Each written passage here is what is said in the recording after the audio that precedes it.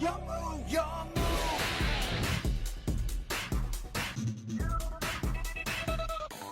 What's up guys, it's Rogue here, back at it again with another amazing video on the channel. So, right on the money, right on schedule, we have a brand new video for you guys.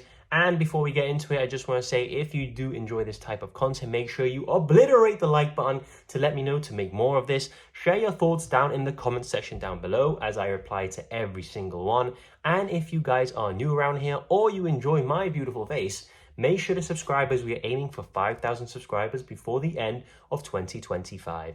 Also, if you guys want to support the channel a bit further or you guys want to meet and duel me, make sure to check out the Discord server links all over the channel. Get yourself in there, get yourself dueling against me. Well, that's enough of me. Let's get straight into the video. So starting off with the main deck here, we have double of the Eldlich, the Golden Lord. The deck revolves around him, but we do not need to play 3 copies as he is very accessible, either being sent from the deck to the graveyard or we can add him from the deck to the hand. And once we see one, he will constantly be in rotation as he has the ability to send himself from the hand to the graveyard to send one card on the field to the graveyard. It does target, but sending does help as it doesn't destroy. And then once it is in the graveyard, you can send a spell trap you control to the graveyard to add this card to your hand, and then special summon a zombie monster from your hand, which is always himself. And that monster gains 1,000 attack and defense and cannot be destroyed by card effects. So once you see one, you can constantly just cycle him back as a level 10 with a big body. And if he's in your hand, you can send him to the graveyard to start the loop and get rid of a card as well. So it's really fantastic card. Only ever really need 2 copies, so that's what we're playing.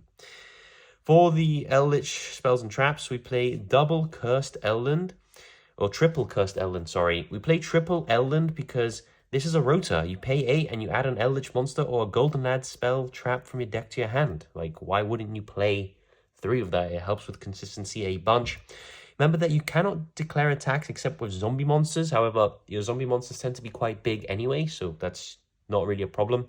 And it only applies while this card is on the field. I do say that because if this card is sent from the spell trap zone to the graveyard, i.e. via our Golden Lord, if he's in the graveyard, you can send a Eldlich monster or a Golden Land spell trap from your deck to the grave. So it's also a Foolish Burial, which is fantastic in a deck that wants to utilize the graveyard to extend and to start your plays. So fantastic. I play 3. A lot of builds don't even play this card. I think that is absolutely crazy. For a new card here, we have Triple Delta of Invitation. I apologize, I only have 1 copy at the moment. However, when this card is activated, you can send 1 level 5 or higher zombie monster from your deck to the grave, which is perfect because our Eldlich is actually level 10 and a zombie. Also, if a zombie monster is on the field, you can special summon a Delta token, which is a zombie, level 5, which is absolutely fantastic. You just get a free monster for free. And if a monster is added from the graveyard to the hand, while this card is in your graveyard, you can add this card to your hand. So Golden Lord adds himself to the hand before he special. So you basically get a free add if this card's in the graveyard as well. Fantastic card. 3 of you always want to see this. This kickstarts your whole engine, really. Activate it, send Eldlich. Eldlich send this to the grave, summon himself, add this back to hand. You are absolutely cooking when you see this card. So I play 3 of it. And I consider it an Eldlich card because it's so good. We have, for the traps, triple of the Elixir of Scarlet Sanguine. This is your special from deck or grave, so you can be belled and you can be ashed on it. However, it is really good because you can basically chain this to the activation of your other Eldlich spells and traps, which then give them the bonus effect because Eldlich would be on the field. And who doesn't like a free body either from the deck or grave? And this is another reason why we only need 2 copies, because we have this, which can just bring them back from the grave if we ever need them. Remember, after this card resolves, you are locked into zombie monsters, but our deck is zombies, so it's fine. And you can banish this card from your graveyard, set 1 Golden Land spell trap directly from your deck. However, you cannot do both effects in 1 turn. You've got to do 1 each. So the turn that this card hasn't been activated, you can banish it from the grave to set a Golden Land. And the Golden Land cards are pretty important because they count as your disruptions. Speaking of the Golden Lands, we have Conquistador of the Golden Land. We play 3 of this. All of the Eldlich spells and traps, well, traps have the ability to summon themselves, so I'm not going to mention that. These are level 5, and I will mention when they are not later on in the video. So it summons itself, and if you control Eldlich, the Golden Lord, you can destroy 1 face-up card on the field, which is fantastic, because that just really helps when you want to get rid of an Xyz monster, or like, for example, Duo Drive, that card is really good. You want to get rid of that before it can activate its effects. This card will help you do that. It doesn't have to be monsters though, just one face-up card. You can get rid of field spells and stop them from resolving, and you guys know. You can banish this card from your graveyard, set one Elixir spell or trap directly from your deck. So the Golden Lands get the Elixirs, and the Elixirs get the Golden Lands. So that's how it works. So this can just banish itself and get you the Scarlet Sanguine, or your new one, which I will mention in, I will show you in a little bit. So fantastic card, 3 of this all the time. For a 2 of, we have double Huaquero of the Golden Land. Again, it can summon itself, and it is level 5. However, on summon, if you have the Eldlich, the Golden Lord on the field, you can banish one card from either graveyard. You can do your own, which does come up now because we have a certain new piece of support, which I'll be showing you, which does reset banished Eldlich cards. So really good card. I only play 2 because it's not as good as Conquistador in my opinion, and it does share the fact that you can banish this card and set a Elixir spell trap directly from the deck to the field. For the new card here, we have double, I believe this is called Elixir of the Exalted Golden Land. Don't quote me on that. It does have Elixir and it does have Golden Land in the name. So this means that this card is settable via both sub-engines, which is fantastic, and it is an amazing bridge.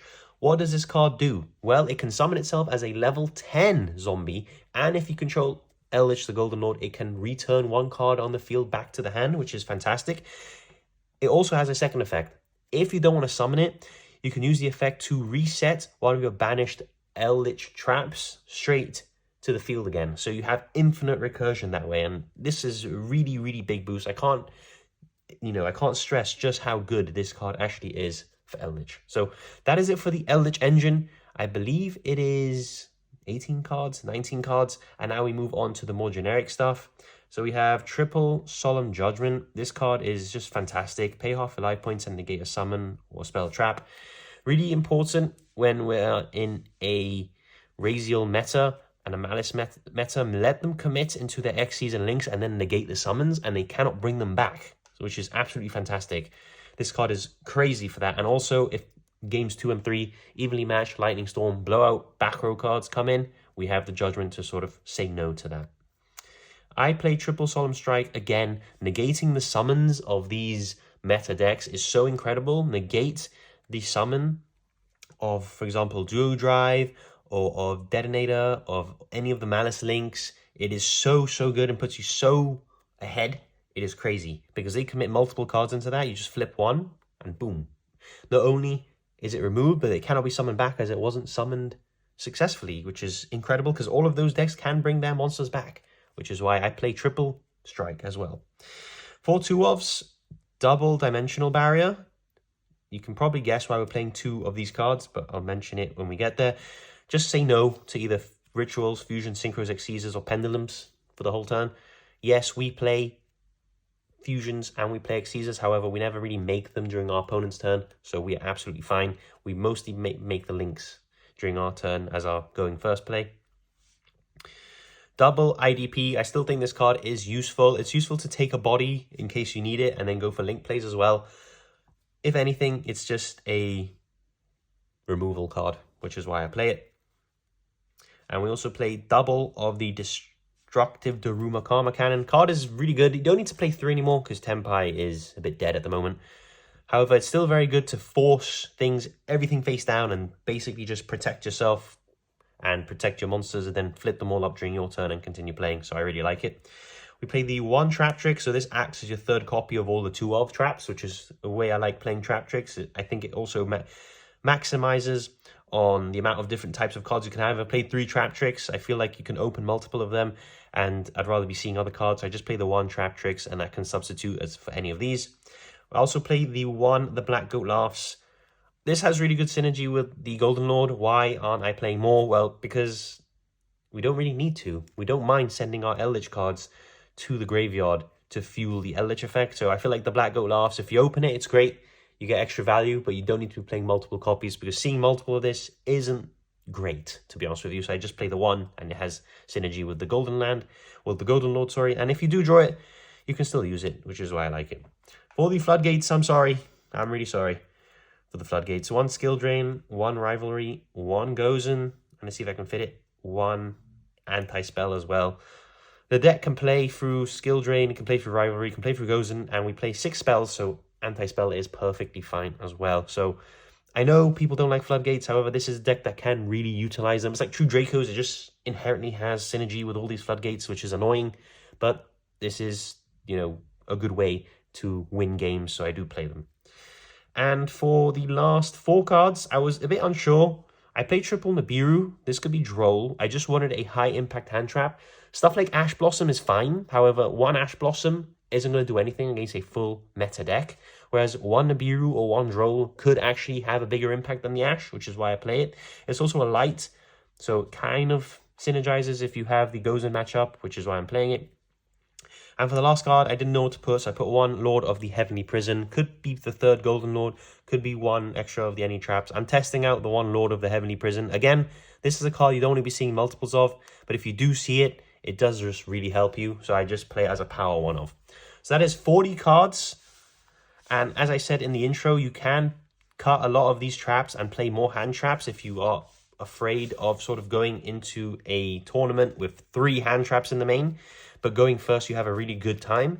So as I said in the beginning, you can pivot, and I probably will put a different profile on the channel at some point that does play more hand traps and does slim down on the traps, because with your Eldlich engine, you can grind a lot, so you don't necessarily need the other traps. I just like playing them. So now let's get on into the extra deck. Going on into the extra deck, we have the 1 Flying Mary, which actually got pretty expensive with the new Eldlich stuff was announced. I'm not sure how much it is now. This is the QCR. Picked it up for £10 and it went up to 30, so absolute stonkage. Nonetheless, what does it do? It takes 2 zombie monsters to be made, and on, well, not on summon, it's an ignition effect, so you can target 1 of your level 5 or higher zombie monsters that's banished on your grave, so even if they bestial your Eldlich, you can get it back with this card. Place this card in the spell trap zone, and then you summon the Eldlich back, which is actually pretty clutch because you just get a free Eldlich back. And also, you can target the level 5 or higher zombie, so you can target the Eldlich and destroy 1 monster your opponent controls with attack less than that monster. So your Eldlich becomes like a pop as well, which is actually pretty cool. And it takes 2 zombie monsters. It's, you know, generic, just zombie monsters, so why not play it? Why not have a way to get Eldlich back from the graveyard or the banish zone? Absolutely insane card. Speaking of insane cards, Silhouette Rabbit. This is like a custom Eldlich card. It should just be Eldlich's Rabbit. It's so good in a deck like this. 2 effect monsters, and what does it do? Basically, you activate its effect, and you can set 1 continuous trap that can special summon itself from your deck to the field. And all of your, well, most of your Eldlich spells and traps do exactly that. So you can just set a free Eldlich trap from the deck, which is fantastic. And if a, God, how's it worded? I'm trying to do this off memory. If a continuous trap monster is summoned effectively, it is a spell and trap destruction as well. It's like an MST, which is actually pretty important and does come up against field spells, which is pretty cool. And of course, it being an illusion means it cannot be destroyed by battle, which means it's going to be sticking around, and every turn it sticks around, you get a free Eldlich set, which is unbelievable card. We play the generic IP-SP combo because the field spell gives us 2 monsters and just takes 2 non-links, so you can make an IP, and then during the opponent's turn, when you get more of your Eldliches, you can force an IP into an SP play, which is actually still alright. And of course, to bridge everything together, we have the 1 Link Spider. Why do we play Link Spider? Well, because SP takes effect monsters, and the Silhouette Rabbit takes effect monsters, so you got to turn your token into the Link Spider first, and then you can go Eldlich and Link Spider into any of those links. So we play the 1 Link Spider, it is mandatory. And I wouldn't play more of this because you're never really gonna miss it. There are some scenarios where, like, damn, if I had a second Link Spider, I could go into this, but those are only in really grindy games, so it's absolutely fine just playing the 1. For the Xyzes, we have the brothers that hate each other, Zeus and Typhon. Absolutely crazy cards. Zeus is good because we play a lot of Xyz monsters, and we can just punish the opponent if we manage to go into battle and connect with one of them.